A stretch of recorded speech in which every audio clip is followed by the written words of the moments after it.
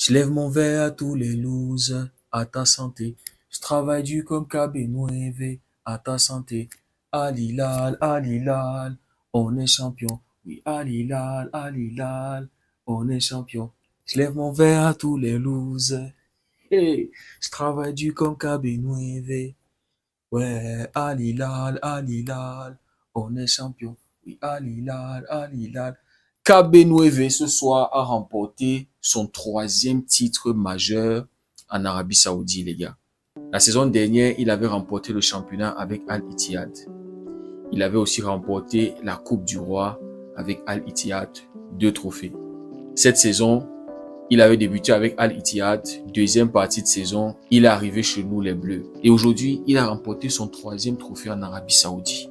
C'est ça on appelle des joueurs qui arrivent dans un collectif, qui s'intègrent bien dans un collectif et qui aident ce collectif à remporter des trophées majeurs. Lors de cette campagne de Coupe du Roi, KB9, c'est notre meilleur buteur avec 4 buts marqués, les gars. Ce soir, il ne manque pas, il est passeur décisif. Très important dans la construction du jeu de l'équipe. Si on met Karim Benzema aujourd'hui au Real Madrid, il va plus apporter que Kylian Mbappé, qui est plus jeune que lui. Tu vas lui voir décrocher, aller faire des tâches défensives, aller récupérer des ballons très bas, combiner avec ses coéquipiers, se projeter encore, venir se placer, demander les ballons, très disponible KB9. Je vous dis, les efforts qu'il fait, tu le mets au Real Madrid. Il a plus d'importance pour le Real que Kylian Mbappé, qui est plus jeune que lui. Il a, je crois, c'est 35 ans, donc 35 ou 36 ans. C'est normal qu'il peut critiquer aujourd'hui le Real Madrid. En fait, qu'il peut apporter une critique constructive parce qu'il ne prêche pas ce qu'il ne fait pas. Il avait dit récemment que le Real n'est pas une équipe. C'est des individualités qui sont là en train de jouer. C'est chacun qui joue pour sa gueule. Les gars ne jouent pas ensemble. Les gars, tu vois le travail de Benzema aujourd'hui à Al Hilal. C'est le meilleur buteur de Al Hilal en championnat. Avec, je crois, ses 17 buts marqués.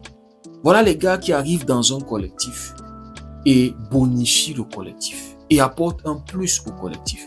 Maintenant, mardi, il y a le Classico. Faut pas rater ça, les gars. Ça tombe bien parce qu'il n'y aura pas de Champions League la semaine prochaine. Et en plus de ça, le Classico en Espagne, c'est dimanche. Les gars, il faut pas rater ça parce que c'est le match pour le titre. Parce que actuellement, Al Hilal est à 5 points d'Al Nassr qui est premier. Donc, en cas de victoire mardi, on revient à 2 points d'Al Nassr. Et là où ça devient très intéressant, c'est que nous, on a un match à moins. Ça veut dire que notre destin sera entre nos propres mains pour le reste du championnat, les gars. Je vous assure, le match de mardi va être très, très électrique. Au match aller, on avait battu Al Nassr 3-1. Donc, mardi, ça va jouer très fort. On espère juste que l'arbitrage ne va pas être côté Cristiano Ronaldo, côté Al Nassr. Parce que cette saison, on avait vécu beaucoup de scandales arbitrales quand Al Nassr jouait, au point où les gars avaient réagi énormément dans le championnat. Les joueurs, les coachs, à chaque fois que les gars jouaient contre Al Nassr, les gars se plaignaient de l'arbitrage. L'arbitrage qui favorisait Al Nassr. À un moment, cette saison, Al Hilal était premier. Et puis voilà, on avait connu une période vraiment compliquée. On avait chuté. Je crois à un moment, on était même passé à la 3e ou la 4e place. Et puis Al Nassr avait pris le contrôle du championnat. C'est pour ça qu'actuellement, ils sont premiers, les gars. Et on sait aussi que Cristiano Ronaldo s'était opposé au transfert de Karim Benzema à Al Hilal. Il avait fait une grève pendant, je crois, c'était 3, 4 ou 5 matchs. Il n'avait pas joué.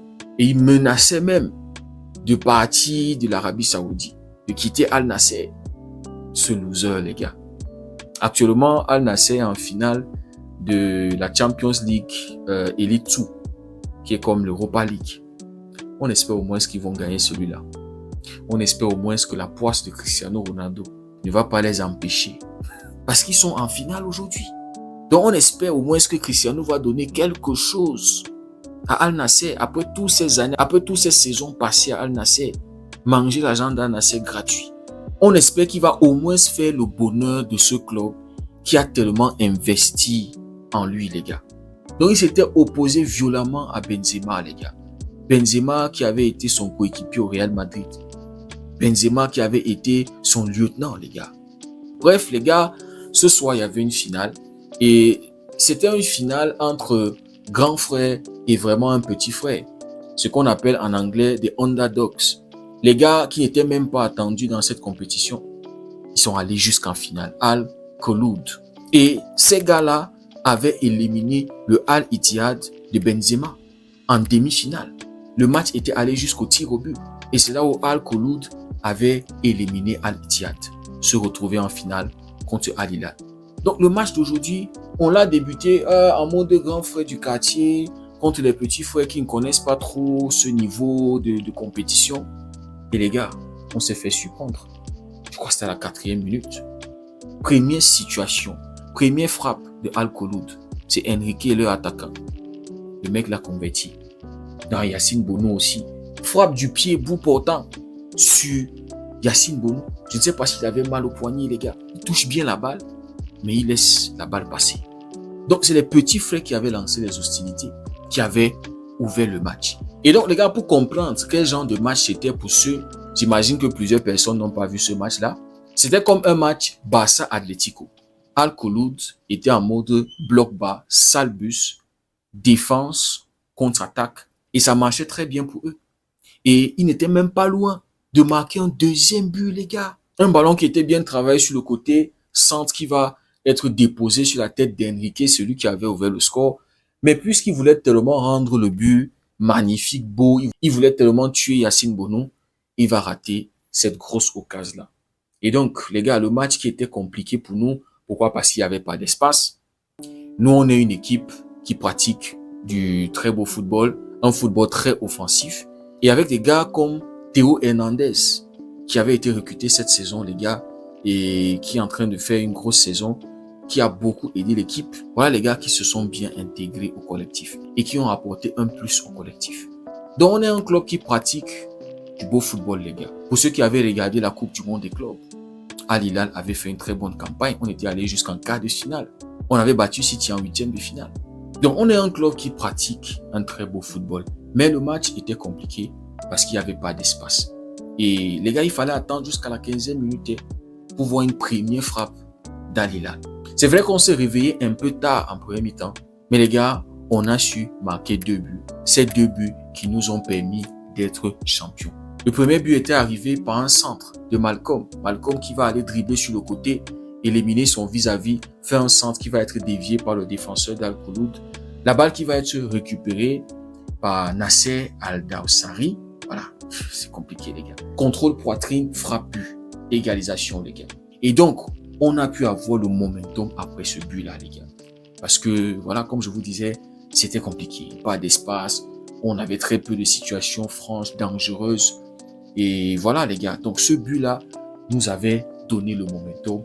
On a su pousser et marquer le deuxième but qui est arrivé par une récupération de Ruben Neves très haut qui va combiner avec Benzema ensuite, qui va trouver le décalage pour Sergej Milinković qui va ensuite faire un centre dévié encore par un défenseur récupéré par Benzema qui va donc faire la passe pour une frappe pure de Théo Hernandez.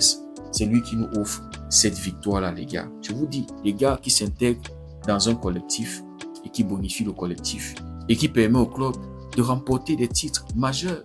Donc ce soir, Al Hilal sacré champion en Coupe du Roi pour la 10e fois. C'est nous qui sommes les plus titrés en Coupe du Roi, les gars. Très content de cela et j'espère que mardi, on va faire le job parce qu'il nous faut ajouter le championnat à cette Coupe du Roi. Les gars, dites-moi ce que vous en pensez en commentaire. Si le contenu vous a plu, likez, partagez. Pour ceux qui découvrent cette communauté, n'hésitez surtout pas à nous rejoindre. Merci beaucoup d'avoir suivi la vidéo. On se dit à très bientôt. Passez une belle nuit et que Dieu vous bénisse.